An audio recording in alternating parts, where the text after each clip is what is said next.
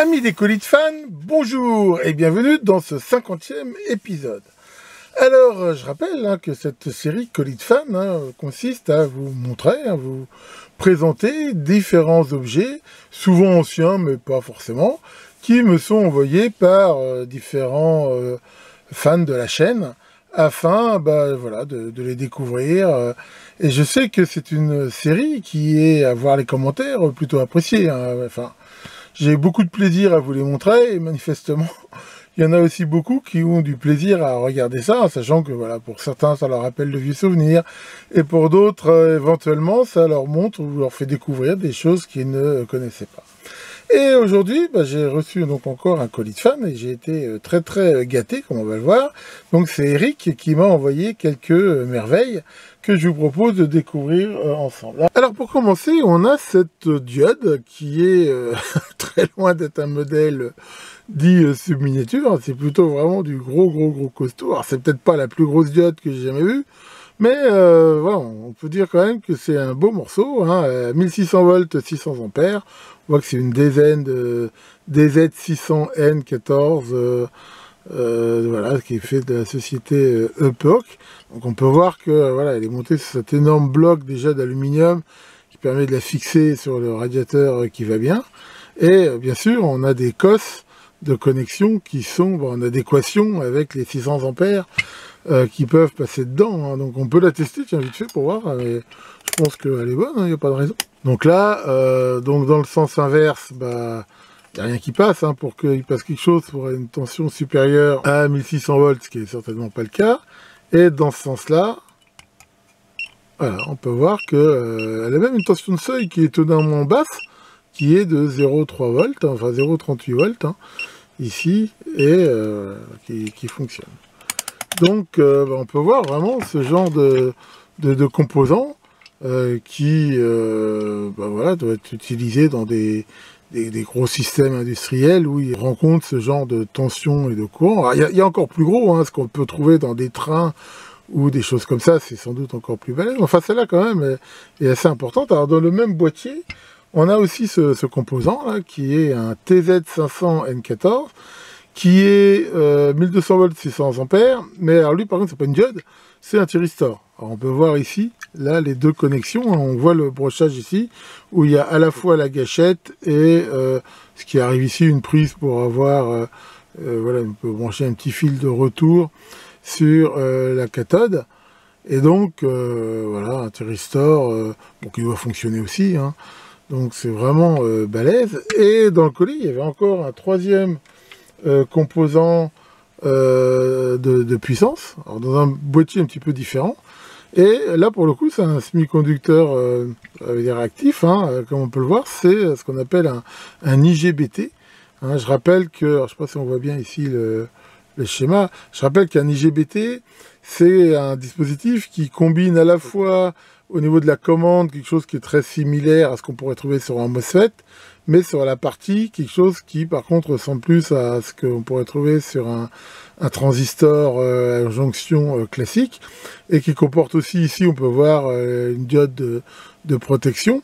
Donc là, par exemple, ce modèle-là, pour info, 1200 volts 600 ampères, il peut fonctionner jusqu'à 4100 watts, 4 kW, ce qui est vraiment énorme. Là, on peut voir bien sûr qu'encore une fois, il y a tout ce qu'il faut pour pouvoir le monter sur un radiateur. Et là, on a le brochage, là on a l'émetteur, pareil, un retour, et ici, on a la gâchette. Et c'est vraiment un gros système pouvant faire de la puissance. Je sais qu'on me demande souvent de faire une vidéo sur les IGBT, j'y pense, mais honnêtement, je l'ai déjà dit, c'est pas un domaine que je maîtrise vraiment beaucoup, parce que en fait j'en ai jamais vraiment utilisé moi dans mes conceptions. Je sais ce que c'est, j'en ai entendu parler, j'ai lu des trucs dessus, mais voilà, j'ai pas vraiment d'expérience avec. En gros, généralement, quand on veut des trucs rapides et je veux dire passer un certain niveau de puissance, ils sont des fois supérieurs aux MOSFET. C'est pour ça qu'on les utilise souvent dans des trucs comme des oscillateurs pour le chauffage HF, ce qu'on va trouver par exemple dans des plaques à induction, des trucs comme ça. Enfin voilà donc pour ces trois composants, qui sont bien lourds. Alors je vais être franc, je vais les garder dans ma collection. Maintenant, c'est pas tous les jours que j'aurai l'usage de tels composants aussi balèzes. Alors ensuite, qu'est-ce qu'il y avait dans ce colis? Il y avait ce système-là, voilà, qui est, on va dire, ce qu'on appelle un inverteur en anglais, hein, qui sert à piloter des moteurs triphasés à partir ici de monophasés. Donc en gros, c'est un système qu'on peut voir ici, où là, on va brancher le secteur, hein, voilà, avec la terre, et là, on va pouvoir brancher un moteur triphasé, qui va pouvoir être piloté avec différents paramètres. Si on regarde la fiche signalétique, ici, on voit que la sortie 0-230 volts, 1,7 ampères, et 0 à 500 Hz. Donc il faut savoir que sur ces moteurs-là, la vitesse de rotation est proportionnelle à la fréquence, et donc ça va permettre, c'est une sorte de variateur en fait, pour des moteurs triphasés, hein, sachant que sur ce genre de moteur, on ne peut pas utiliser un variateur comme on trouve par exemple sur les moteurs universels, un truc à triac, diac, là ça marche pas du tout comme ça. Alors ce truc-là, généralement en plus, ont énormément de paramètres, parce que, enfin je veux dire, ils font pas simplement comme ça variateur. On peut le voir par exemple, on peut brancher un potentiomètre qui permet de régler la vitesse, on peut permettre différents contacts que l'on peut programmer en disant, voilà, il y en a un qui sert à faire la mise en route, l'autre à changer de sens, l'autre à arrêter, à mettre en route, enfin, on peut faire différentes choses. On a ici un relais de sortie qui permet de redonner un feedback, par exemple en cas d'erreur, de surcharge, de trucs comme ça, et on peut les programmer, hein, j'ai trouvé la doc, hein, avec tous ces plein de paramètres, justement pour dire, voilà, le courant max, le temps de surcharge, ainsi de suite. Ça intègre souvent des tas de protections pour fonctionner. Et donc, des trucs comme ça, il y en a de toutes les puissances. Hein. Alors celui-là, il est fait pour 250 watts, ce qui, bien sûr, après, voilà, il faut l'adapter au moteur. Alors là, on trouve quelque chose qui est assez intéressant, c'est cette petite cage grise ici, et ce truc-là, en fait, c'est la mémoire, hein, c'est une EEPROM qui contient tous les réglages. Alors, pour la programmer, il y a deux façons, soit en effet, on fait tout comme ça avec des codes, et alors c'est relativement souvent laborieux, parce qu'il y a des codes, je crois qu'il y en a une cinquantaine, donc il faut défiler, faire Enter, choisir les valeurs, et ainsi de suite, mais enfin, ça reste mémorisé dedans. Ou alors, pour des gens qui en feraient beaucoup, ou qui ont un usage autre que d'en avoir qu'un seul, eh ben, j'ai vu chez le constructeur que l'on peut extraire cette mémoire-là, la mettre dans un programmeur, qui là est sans doute piloté par un PC, par un soft qui va bien, ce qui permet d'avoir une interface bien plus agréable, et éventuellement, voilà, si dans une chaîne de montage des moteurs comme ça, il y en a 50, c'est sans doute bien plus facile pour les programmer. Donc c'est de la marque Lens, hein, qui est une marque américaine. Alors bien sûr, comme je suis curieux, je l'ai ouvert. Hein, on voit qu'on peut l'ouvrir ici en enlevant ces 4 vis là. Et voilà, on voit que le capot s'enlève. Et on voit à l'intérieur une électronique, honnêtement, qui est vraiment très, très belle, hein, de très bonne facture.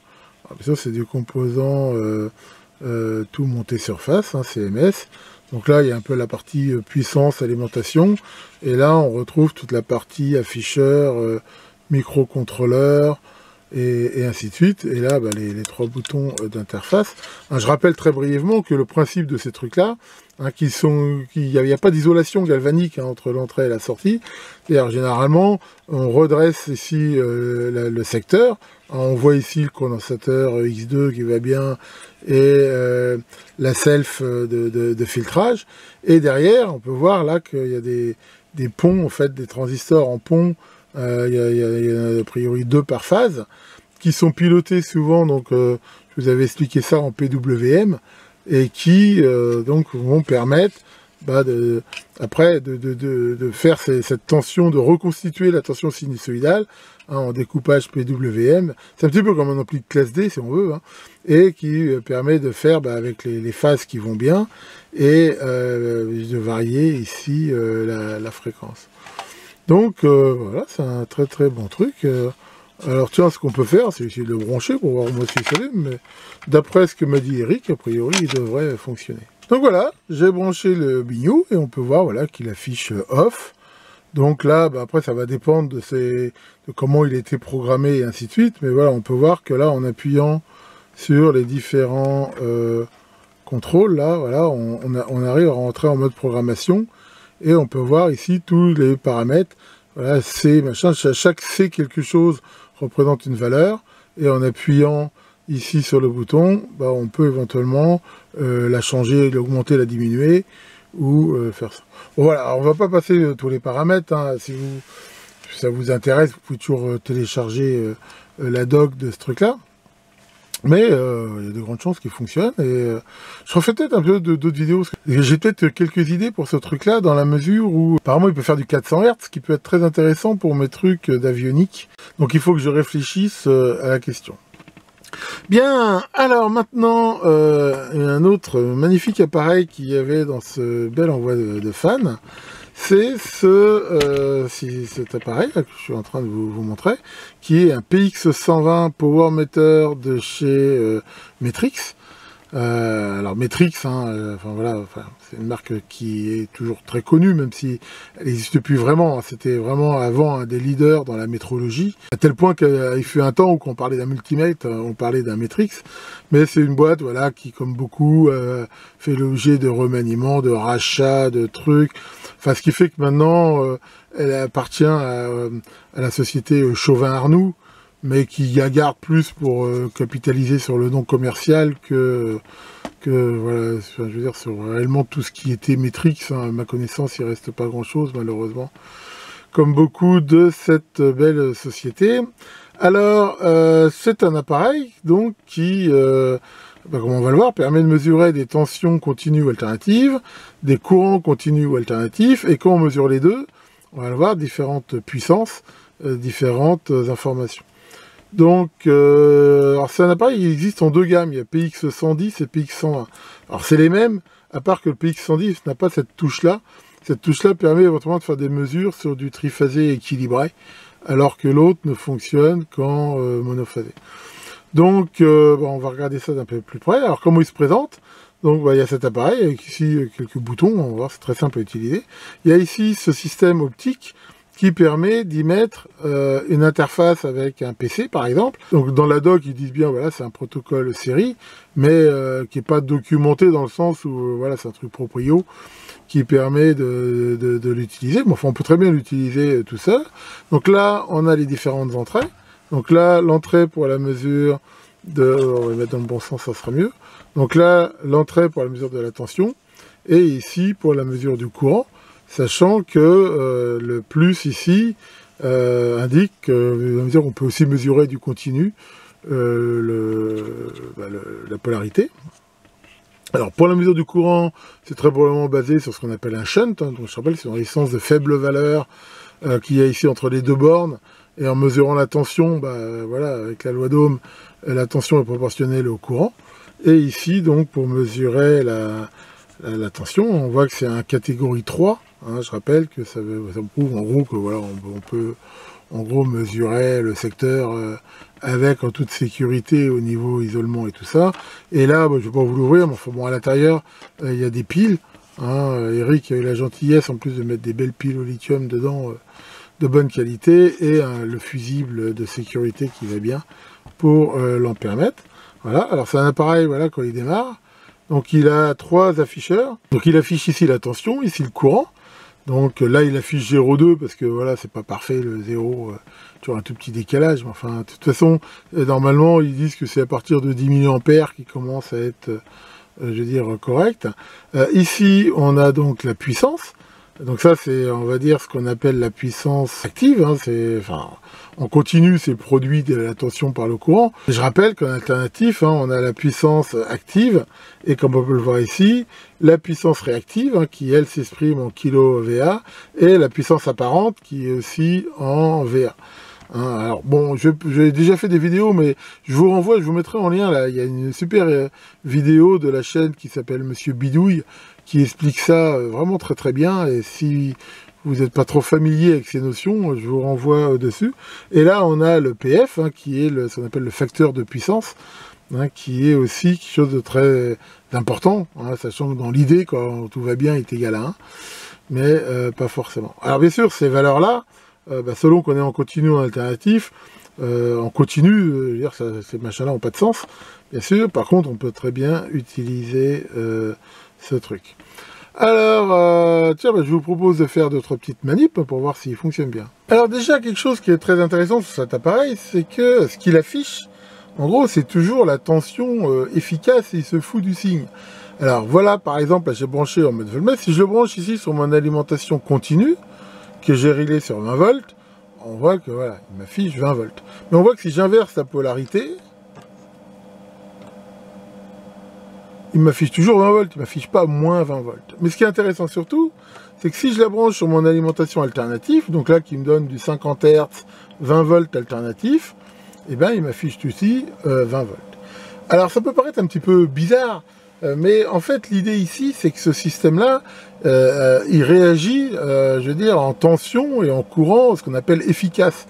Or, je rappelle que sur une tension alternative, la tension efficace est la tension qui fait que si on la mettait sur une charge, ça ferait la même puissance que si on mettait du courant continu. Donc c'est tout à fait normal que ça donne cela. Alors attention, ils disent bien que cet appareil ne fonctionne bien, a priori quand même qu'avec des formes d'ondes sinusoïdales, pour qu'il fonctionne bien. Donc voilà, faut pas forcément, comme un truc trop RMS bidule et tout, chercher avec d'autres systèmes. Par contre, si on mélange par exemple une tension continue avec une tension alternative, bah, ça sera vraiment la somme des deux. C'est-à-dire que dans tous les cas, je veux dire, il va résonner en tension et en courant, pour dire vraiment le truc efficace, c'est-à-dire l'équivalent en fait si on le mettait en continu. Donc là, on voit qu'il fonctionne très bien. Voltmètre. Alors, maintenant, on va mettre différents styles de charge dessus pour voir ce qu'il affiche. Alors, je vous propose de faire une petite démo. Hein. Donc, pour info, j'ai branché le Biniou, donc avec tous les fils qui vont bien. Hein. Bien sûr, c'est un petit peu compliqué parce qu'il faut brancher voltmètre, ampèremètre. Et j'utilise ma source de tension alternative programmable, hein, ici, qui va permettre justement de faire deux expériences. Là, on va le voir avec une charge non réactive et pas. Donc là, je veux dire, j'ai pas de charge, c'est pas en route. Donc là, on va faire un premier essai où en charge, je mets une résistance de 470 ohms ici. Et donc, si je mets ici donc en route, hein, voilà, j'espère qu'on voit bien. Je voudrais pas qu'il y ait trop de reflets pour qu'on voit bien l'affichage. Donc là, si je mets en route. Alors qu'est-ce qu'on voit? On voit que j'ai bien ici ma tension de 20 volts, jusque là rien à dire. On voit que j'ai un courant de 43 mA et j'ai une puissance ici de moins 0,9 watts. Alors si derrière maintenant je fais l'affichage, il me dit que la puissance réactive est de moins 0,1. Bon là à mon avis on est un petit peu dans la marge d'erreur, ou alors, parce que c'est pareil, mes fils là ils sont un petit peu selfies et tout, enfin ça pourrait expliquer un petit peu ça. Je rappelle que la puissance apparente, c'est la puissance active plus la puissance réactive. Donc là, en fait, on est bien. Là, on est vraiment dans la marge d'erreur. Mais on voit que, en gros, grâce à ça, on a vraiment ici quelque chose qui est, je veux dire, non réactif. C'est-à-dire qu'on voit que là, la puissance apparente, en gros, est égale à la puissance active. C'est en gros la totalité de la puissance délivrée, elle sert à chauffer ici ma résistance. Alors histoire de regarder, maintenant on va mettre une charge qui est purement capacitive, à savoir un condensateur de 10 microfarads, hein, qu'on peut voir ici, un non polarisé. Donc le voilà. Et si maintenant je remets en route, donc là j'ai toujours mes 20 volts, on voit qu'il passe 65 mA, mais quelque chose de très intéressant, c'est qu'on voit que la puissance active, elle est de 0. C'est-à-dire qu'il n'y a absolument aucune puissance active qui est délivrée. Par contre, si on change ici dans l'affichage, on voit que la puissance réactive est de 1,3 et que la puissance apparente est de 1,3. Donc voilà, c'est ça qui est très intéressant. Alors, ce qui est tout à fait normal. Hein. Je rappelle qu'un condensateur, il va complètement déphaser le courant et la tension. Ce qui explique, je veux dire, le fait qu'il n'y ait vraiment aucune puissance active qui soit ici délivrée. Alors bien sûr, souvent, c'est un mixte entre les deux. Par exemple, là, si je mets ma résistance en parallèle dessus, bah là, il y a une partie de puissance active, qui est 0,9 watts, mais j'ai toujours, comme on peut voir, une partie réactive, là, de 1,3, et bah, après, le total, la puissance apparente est de 1,5. Enfin bon, voilà, vous avez vu un petit peu le principe, donc bien sûr, c'est très intéressant avec un tel appareil, de faire ce genre de mesure, sachant que tout ce qui est en volt-ampère, hein, c'est la fameuse puissance apparente, c'est celle qui sert à dimensionner les équipements et tout, alors que c'est vrai que des fois, il y a une partie de cette puissance qui n'est pas utilisée réellement pour fournir une énergie, je veux dire, utilisable en quelque sorte. Hein, donc voilà pour ça. Donc en plus cet appareil-là, alors on voit qu'il a cette touche smooth. En fait, c'est un filtre qui permet, s'il y a des parasites et tout, d'avoir un meilleur affichage. Le hold est très classique, ça permet de mémoriser. Par exemple, voilà, même si je coupe ici ma source, il a mémorisé la dernière tension. Et le inrush, c'est intéressant, c'est une sorte de fonction max qui va permettre de mesurer, par exemple, sur un moteur, un transfo, un truc comme ça, le courant maximum lors de la mise en route. Et ça peut être super intéressant, parce que ça peut permettre de bien dimensionner un fusible ou quelque chose comme ça. C'est vraiment un très, très bel appareil, on voit qu'il fonctionne très bien, et qui peut bien sûr être super utile. Hein, d'ailleurs, on voit bien aussi pourquoi les transformateurs, j'en ai déjà parlé, ils ont leur puissance en volt-ampère et non pas en watts, dans la mesure où ils ont, voilà, bon là j'ai pas de transfo sous la main, mais si on mettait un transfo, on s'apercevrait aussi que il y a une différence entre la puissance active qu'il utilise réellement et la puissance réactive. Alors, pour finir ce superbe colis de fan, nous allons pouvoir étudier deux systèmes qui servent à mesurer le courant, mais on va dire sans contact galvanique. Je rappelle qu'il y a plusieurs manières de mesurer un courant. Très souvent, on utilise ce que je viens de vous montrer, c'est-à-dire un système avec un shunt, mais le shunt, il a deux inconvénients. C'est comme on l'a vu, si on veut mesurer le courant, le shunt se met en série, ce qui implique de couper le fil pour mettre l'ampèremètre en série avec. Donc ça, c'est déjà quelque chose qui, des fois, peut être très gênant. Et il y a un autre inconvénient qui est, bien sûr, que ce shunt, encore une fois, son principe, c'est de mettre une résistance en série et de mesurer la tension à ces bornes qui est proportionnelle au courant. Mais la tension qui est aux bornes du shunt, c'est une tension qui se soustrait de la tension sur la charge. Imaginez une charge qui est normalement alimentée en 10 volts.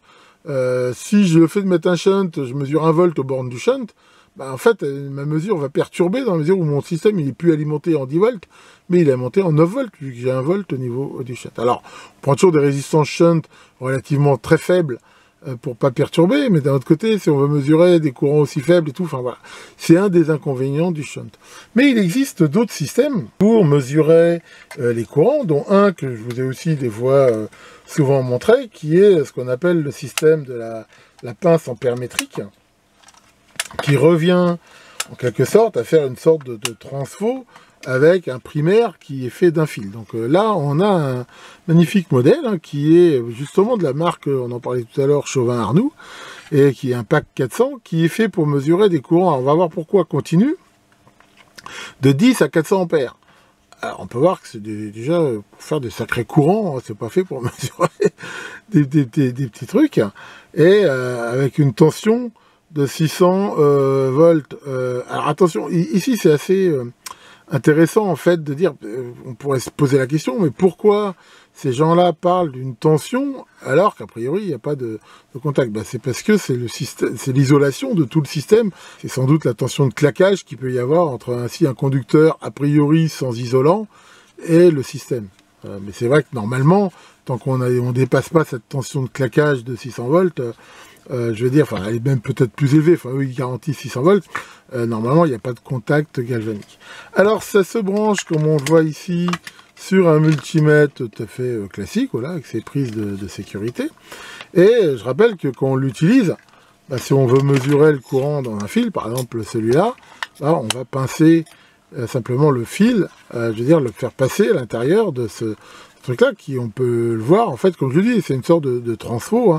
Faut jamais faire ça. J'ai vu une fois une photo où quelqu'un faisait ça marche pas du tout. Au contraire, il faut bien que notre fer ici soit bien fermé pour que ça fonctionne. Alors, à la base, les pinces ampère-métriques, elles sont faites pour des courants alternatifs, et elles peuvent être passives dans ce cas-là. C'est-à-dire qu'en gros, il y a, comme on peut le voir ici, des fers là, qui sont sous forme de feuilles, je sais pas si on les voit bien, qui en même temps souvent c'est un métal qui est comme les tôles d'un transfo est fait ou une ferrite pour limiter les courants de Foucault.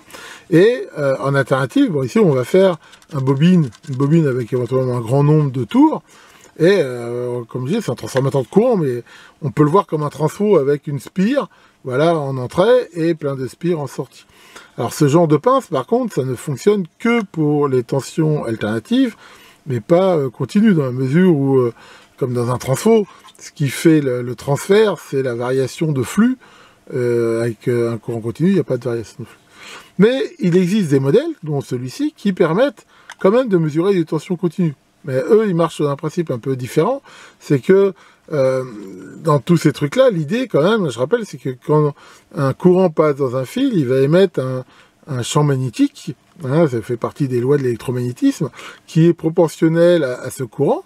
Donc, dans le cas du transfo alternatif, c'est la variation de ce flux qui va permettre de faire la mesure, mais en continu, il y a quand même un champ magnétique, mais un champ magnétique continu. Et ça, on peut le mesurer. Je vous ai déjà montré, vous avais montré par exemple comment faire un petit capteur à effet Hall. Et généralement, pour mesurer le continu, donc c'est le principe de ces trucs-là, c'est que on retrouve ici cette boucle, mais on va avoir un capteur à effet Hall qui, lui, va convertir ce champ magnétique continu à une tension proportionnelle. Ce qui veut dire que dans une sonde continue, généralement, le capteur à effet Hall, il n'est pas passif, il y a une alimentation. Et c'est pourquoi, sur ce modèle, alors déjà, on trouve qu'il y a un interrupteur marche-arrêt, et c'est justement pour alimenter ou pas ce capteur à effet Hall, mais en même temps, il y a une source d'alimentation qu'on peut voir ici. Voilà, c'est qui sont en fait des piles. Là, on peut voir que là, ça s'ouvre. Je ne sais pas trop comment, je l'ai ouvert l'autre fois, voilà. Et on peut voir qu'il y a l'emplacement pour mettre des piles AAA, par ailleurs, il faut en mettre 2, et qui servent à alimenter cette pince. Donc à ce moment-là, c'est ce qui lui permet, hein, par ce système à effet Hall, de mesurer donc des courants continus. Bon, alors là, je ne vais pas l'essayer, parce que des courants de 10 ampères, là, j'en ai pas vraiment sous la main, mais voilà, a priori, il y a toutes les chances qu'elle fonctionne. Et après, voilà, c'est vraiment utile si on a des courants continus très importants à mesurer. Alors, c'est le genre de truc, ça peut être très pratique, par exemple, tout ce qui est automobile. Hein. Je rappelle qu'une batterie de voiture, au démarrage, là, pour le coup, ça permet, par exemple, de mesurer le courant consommé par un démarreur, qui là, peut largement dépasser, des fois, 100 ampères. Donc, c'est pas inutile d'avoir ce genre de pince, mais en fonction de ce qu'on fait, voilà, ça peut plus ou moins servir. Et donc, pour finir cette belle présentation, je vais vous présenter un autre capteur de courant, et que je vous ai jamais présenté encore sur la chaîne, donc ça va être une occasion, et on va même en reparler dans quelques temps, qui est ce qu'on appelle un enroulement de Rogowski. Alors ça, c'est quoi? C'est un autre système qui permet aussi de mesurer des courants, alors par contre, que des courants alternatifs, mais qui est une bobine un petit peu spéciale. C'est-à-dire là, il n'y a pas d'entrefer, il n'y a pas de ferraille, et une bobine de Rogowski, en gros, c'est fait comment? On voit très bien ici sur le schéma, hein, c'est en gros un système, alors souvent on prend une sorte de câble coaxial pour faire ça, mais on voit, c'est un conducteur qui fait le tour comme ça, et ici revient enroulé sur lui-même, voilà, sachant que si on le regarde en coupe, comme on voit très bien ici, voilà, on a ce conducteur central et la bobine autour. Alors après, selon les différentes propriétés, le nombre de tours et tout ça, elle est plus en moins sensible, sachant que ce genre de bobine, comme on voit ici, il n'est pas fermé. Il n'y a pas besoin de le fermer, il faut que ça entoure le câble, mais voilà, comme on va le voir tout à l'heure, ici au bout, il n'y a pas de connexion. Les connexions sont ici. Et ce truc-là, en gros, hein, alors, pareil, je vous mettrai un lien sur des pages qui expliquent plus pour ceux qui veulent voir comment ça marche. Mais en gros, voilà, ça donne une tension qui est proportionnelle à la variation de flux. Alors généralement, derrière, il faut mettre une électronique, une sorte d'intégrateur, comme on veut voir un exemple ici. Et grâce à ça, ici, on va avoir une tension donc qui sera proportionnelle au courant. Alors, c'est pas mal utilisé. Alors, quels sont les avantages de ça par rapport à le système que je vous ai montré avant? Déjà, il peut être ouvert. Parce que là, on a vu les pinces, on peut les ouvrir, les fermer, mais c'est quand même quelque chose de très rigide. Voilà, il faut avoir la place ou des choses comme ça. Alors que ça, c'est très flexible, on peut l'enrouler facilement. Hein, on a bien vu tout à l'heure que la pince que je vous montre, si par exemple j'ai un câble qui était près du mur comme ça, je pourrais pas forcément le mettre et tout. En même temps, des fois, il y a des systèmes de mesure même qu'on peut même pas ouvrir. Ça veut dire que faut passer dans le câble à l'intérieur. Il y a beaucoup de capteurs de courant qui sont comme ça. Hein. Je veux dire, faut vraiment couper le fil, on va dire, pour le passer dedans. Alors que là, on a énormément de flexibilité sur la façon de les mettre. Donc comme il n'y a pas de noyau métallique et tout, il n'y a pas de perte par courant de Foucault, c'est quelque chose qui est relativement très linéaire, avec une dynamique qui est relativement importante. Donc c'est quelque chose, hein. D'ailleurs si vous cherchez Rogowski, vous verrez qu'il y a énormément de systèmes qui sont basés là-dessus, alors qui sont aussi plus ou moins sophistiqués. Là j'ai vu une boîte qui faisait des modèles de compétition, avec en plus, voilà, il y a tout un système de contre-réaction qui va permettre d'éliminer des phénomènes de résonance et autres, et ainsi de suite. Enfin donc voilà le principe de ces bobines de Rogowski, et qui sont très très bien, mais je rappelle hein, qu'ils ne peuvent pas pour le coup la mesurer du courant continu, c'est que alternatif. Alors dans le collier, il y a justement une bobine comme ça de Rogowski, qu'on peut voir, hein, de marque Fluke, et par contre, Eric me dit qu'elle est défectueuse, c'est-à-dire qu'elle ne fonctionne pas, et on dit, on peut autopsier ou voir, essayer de voir pourquoi elle marche pas. Alors comment ça se présente, cette bobine? Je vais essayer de prendre un peu de recul. Alors on voit qu'il y a cette partie-là, donc là, le câble qui permet de le relier à un instrument de mesure, hein, ça peut être un enregistreur, un indicateur, ce qu'on veut. Alors là, on voit en plus, c'est une prise que j'ai jamais vue, qu'une prise propriétaire Fluke qui contient a priori 6 contacts. Voilà. Alors, est-ce qu'ils sont tous utilisés ou pas, j'en sais rien. Et là, on a cet enroulement, mais voilà, comme on peut le voir, d'un côté, il se détache, et voilà, il n'y a pas de contact et tout. C'est vraiment quelque chose, donc je peux très bien le mettre comme ça autour d'un fil, le passer derrière un fil. Alors, on peut... C'est un peu comme ça, on peut même faire éventuellement plusieurs tours, ce qui multiplie aussi le courant. Si on fait 2 tours, ça multiplie le truc par 2. Enfin, généralement, on n'en fait qu'un. Et celle-là, voilà, on voit qu'elle peut aller jusqu'à 1000 ampères, je crois, ce modèle-là. Ce qui est vraiment énorme. Enfin, c'est pareil, c'est fait pour mesurer des gros courants. Et voilà, une fois qu'on l'a passé, on remet là. Mais le verrouillage qu'il y a ici, il est purement mécanique, en fait. C'est pas... Il n'y a rien ici d'électrique. Eric me dit que ça ne marche pas. Alors, qu'est-ce qui fait que ça ne marche pas, ce truc-là? J'ai été voir un peu sur Internet, j'ai pas trouvé d'infos. Enfin, on trouve une info qui décrit que ce truc-là, ce que ça fait, mais voilà, et ça donne aucune info sur le brochage, sur comment c'est fait. Alors déjà, ce que je sais pas du tout, c'est est-ce que c'est passif ou actif? C'est-à-dire, est-ce que il y a là-dedans que l'enroulement, peut-être un enroulement comme ça de contre-réaction, et puis aucune électronique? Et dans ce cas-là, si ça fonctionne pas, il y a des chances que ce soit parce qu'il y a un des fils qui soit coupé. Alors il peut être coupé dans le câble ici, ou ici dans l'enroulement être coupé. Donc ça c'est quelque chose tout à fait possible. Ou alors à l'intérieur ici, il y a une électronique, ce qui serait ma foi pas vraiment étonnant, parce que ça permet, en étant au plus près, d'éviter des parasites et tout. Et il y a peut-être un composant. Alors bien sûr, comme d'hab, ce truc-là, comme on peut le voir, c'est complètement moulé. Donc on ne peut pas le démonter facilement. Alors, de toute façon, comme déjà je n'ai pas l'appareil ici qui permet de le brancher, parce que c'est vraiment fait pour être branché sur un appareil Fluke, je vais quand même, en plus comme Eric me dit qu'elle est morte, ce que je vais essayer, j'ai quand même essayé de l'ouvrir le plus proprement possible pour essayer de voir ce qu'il y a dedans. Alors c'est parti. Bien, alors résultat de l'autopsie. Déjà, il faut savoir, j'ai mis au moins 20 minutes à ouvrir ce truc. Alors, on dit que Fluke c'est costaud, alors je confirme. Là, c'est vraiment un truc, c'est hyper moulé, avec un truc, enfin, c'est une solidité à toute épreuve. Moi, j'ai été obligé de tout péter pour réussir à l'ouvrir. Alors, qu'est-ce qu'il y a dedans? Pour l'instant, j'ai pas détecté de choses actives. C'est-à-dire, si on regarde bien, le fil a beau avoir 6 broches de connecteurs, là, on voit qu'il n'y a qu'une masse et un fil noir et rouge. Et si on regarde là l'électronique, manifestement, on a ici une sorte de self, des condensateurs de quelques résistances, bizarrement mis ici sur la tranche, et puis c'est tout. Donc c'est a priori quand même complètement passif. Et alors si on regarde la boucle en elle-même, alors c'est pareil, c'est très fin. Hein, et malheureusement, ils se sont dessoudés, mais on peut voir, je ne sais même pas si on les voit tellement ils sont fins, c'est que là, en fait, il y a 2 fils, ou 3 fils d'ailleurs, qui sortent là. Et alors, j'ai mesuré entre tous ces fils-là, je trouve pas de résistance relativement faible. Hein, donc, alors, Ce que je ne sais pas bien sûr, c'est est-ce que ces fils étaient coupés avant, ce qui était la cause de la panne? Est-ce que c'est en démontant le truc que j'ai tout arraché, parce que c'était vraiment pas facile, et c'était autre chose? Honnêtement, j'en saurais jamais rien.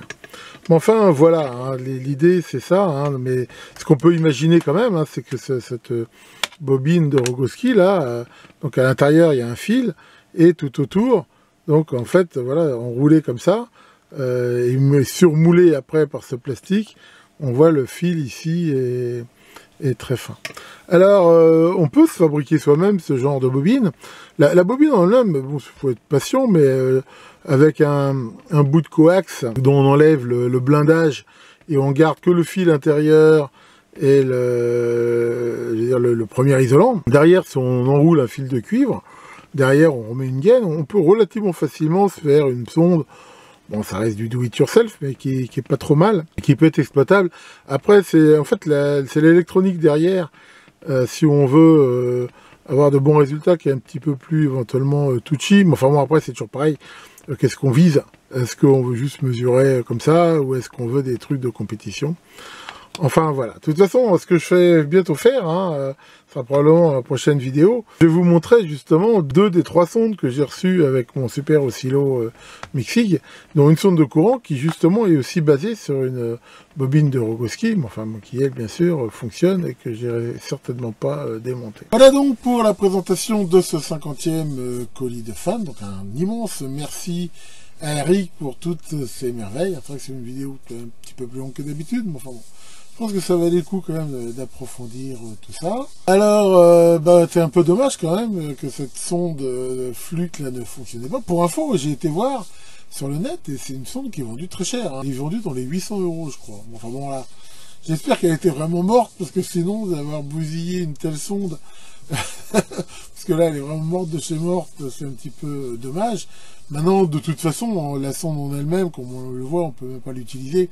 Elle doit se brancher sur une électronique qui permet de la gérer et tout, qui doit aussi, je pense, comme tout ce qui est Fluke, coûter très cher. Donc voilà, de toute façon, j'ai pas de regrets par rapport à ça. Tiens, Maurice, ça va, Maurice? Oh, t'as l'air bizarre, quoi. Qu'est-ce qu'il y a? T'as fumé du cannabis. Oh là là. Et t'as pas honte de faire ça. Et alors, d'ailleurs, tu te demandes d'où ça vient ce nom cannabis. Bah écoute, je vais t'expliquer en fait, parce que c'est un truc qui est pas tellement connu. En fait, ça vient de Jésus. On sait tous, hein, enfin je veux dire, voilà, c'est très connu que lors des noces de Cana, Jésus avait transformé de l'eau en vin. Et ce qu'on sait moins, c'est que le lendemain, il a remis ça, et il y avait du gazon là, il l'a transformé en bœuf. Et voilà, et ça s'est appelé après ça les noces de Cana bis. Enfin voilà, bon, bah, bien sûr, cette explication qui n'est pas très politiquement correcte, elle n'a pas été trop diffusée. Que Loup, le démon des mesures de courant sans contact, veille sur vos mesures. Et à très bientôt pour de nouvelles vidéos.